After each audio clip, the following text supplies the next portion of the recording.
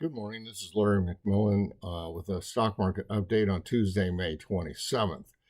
So last week we got a couple of sell signals as the market backed off from a short-term high. But then right at the end of the week, we got another buy signal as well. So the indicators are mixed at this point. The S&P has resistance at 59.50, which is last week's high. And of course, more resistance at the all-time highs at 61.50. The equity-only put-call ratios remain positive, though, so that's an encouraging sign. S&P has support at 5,700, where a gap would be closed, and probably be a healthy thing for it to pull back to 5,700 and then advance from there. Brent, however, has turned negative, and that was the first sell signal we got last week, was from our Brent oscillators.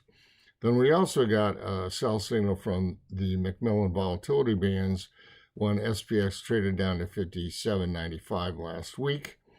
And then at the end of the week, or right after that, we got another sell signal in VIX, which I'll talk about in a minute. The equity-only put-call ratios are still bullish, as I said. The new highs versus new lows, though, that's neutral. They just haven't gotten up to the point where new highs or new lows are registering very many issues, not more than 100 on any given day. So that brings us to VIX. So VIX, we actually have, I guess you'd call it competing signals. We got a VIX spike peak buy signal on Friday. VIX got all excited on Friday, ran up to 25 and then pulled back sharply. So that gave us that buy signal.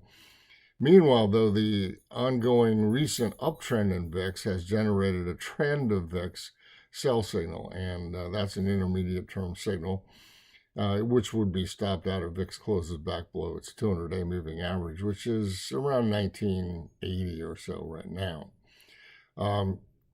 The construct of volatility derivatives is slightly bullish. It really hasn't joined in with the bullish crowd, even though the market rallied there for a couple of weeks. But it's not bearish anymore either, so just barely hanging in there on the bullish side. I mentioned we had a couple of longer-term buy signals, and those had occurred the last 2 weeks. I think we did talk about those before. The one was a differential between realized and historical volatility, and the other long-term buy signal is based on what we call cumulative volume breadth. So those are longer-term buy signals that are in effect. But overall, we have mixed signals. Perhaps the short-term is slightly negative, then to be followed by a move to new all-time highs.